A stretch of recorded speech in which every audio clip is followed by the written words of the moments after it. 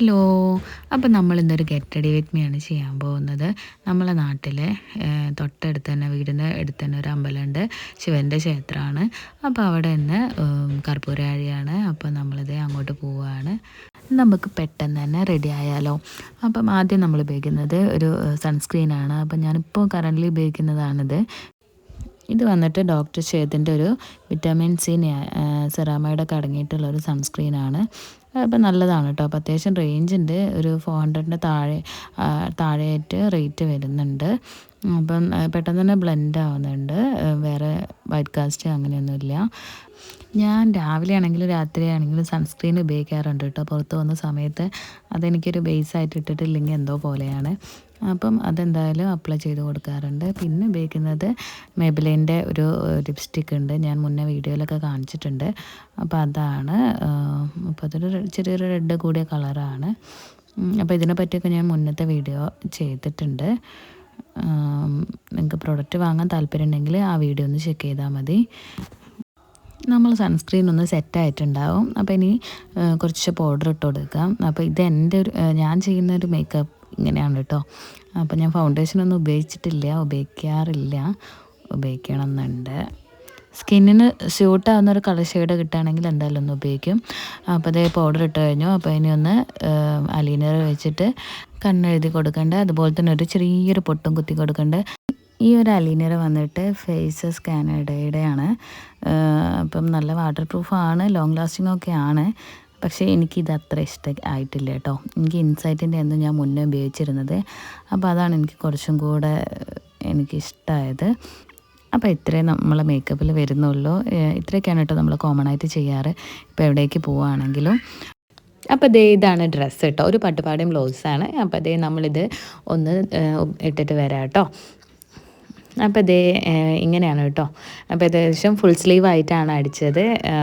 ഇത് വന്ന് അജ്രാക്കിൻ്റെ ഒരു കോട്ടൺ ക്ലോത്താണ്. ഇനിയിപ്പം നമ്മളൊരു കമ്മൽ ഇടുകയാണ്.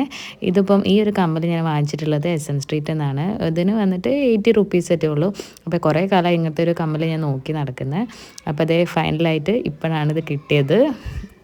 നല്ല അടിപൊളി കമ്മലാട്ടോ. നമുക്ക് ഏത് ഡ്രസ്സിൻ്റെ കൂടെ വേണമെങ്കിലും, ഇപ്പോൾ മോഡേൺ ആയിക്കോട്ടെ അല്ലെങ്കിൽ ട്രഡീഷണൽ ആയിക്കോട്ടെ, ഏതിൻ്റെ കൂടെ വേണമെങ്കിലും നമുക്ക് വിയർ ചെയ്താലൊരു നല്ല സ്യൂട്ടാവുന്ന ടൈപ്പ് കമ്മലാണ്. അപ്പം ഇതും കൂടെ ഇട്ടേക്കാം.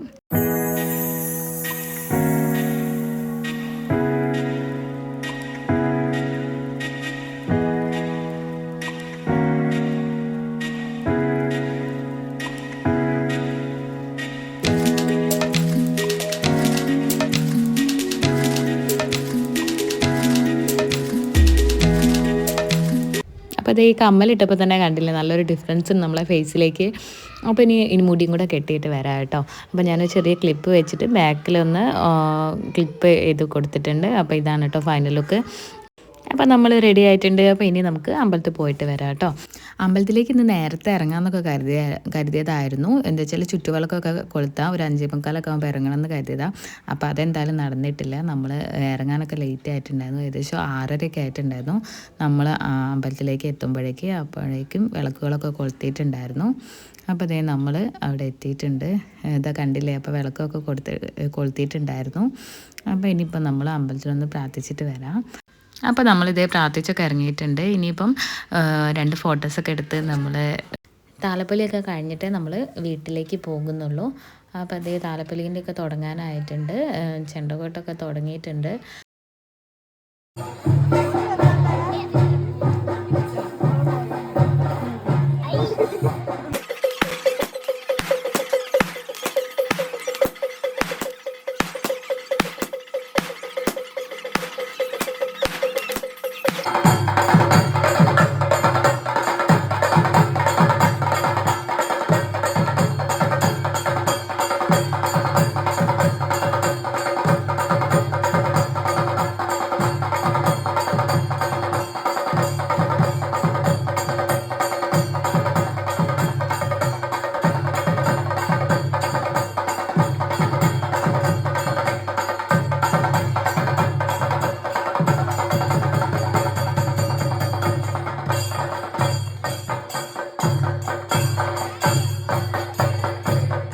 ചെണ്ടകൊട്ടി എന്ന് പറയുന്നത് നമുക്കൊരു ഹരമാണ്.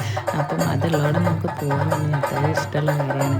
അപ്പോൾ അതേ താല്പര്യമെല്ലാം കഴിഞ്ഞിട്ടുണ്ടായിരുന്നു. അപ്പോൾ അതേ ഇതോടെ കഴിഞ്ഞപ്പോൾ നമ്മൾ വീട്ടിലേക്ക് തിരിച്ചു കേട്ടോ. ഇതാണ് അവസാനം